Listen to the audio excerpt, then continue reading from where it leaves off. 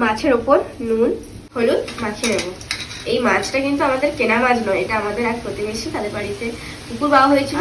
এই মাছটা হচ্ছে আমিয়া মাছ, যেটা পুরো ইলিশ মাছের মতো টেস্ট, আর এটা পুকুরের মাছ।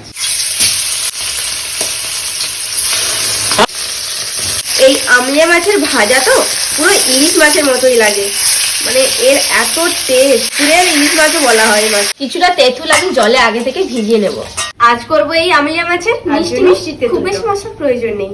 তেলের ওপর দিয়ে দেবো 5 ফোড়ন, কেটে রাখা কুমড়োগুলো, লবণ, হলুদ গুঁড়ো, সামান্য নেড়ে চেড়ে তেঁতুলের জলটা দিয়ে দেবো। তেঁতুলের এই বীজটা ফেলে দেবো। টক ফুটতে শুরু করলে ভেজে রাখা মাছগুলো দিয়ে দেবো। 2 চেরা কাঁচা লঙ্কা, চিনি,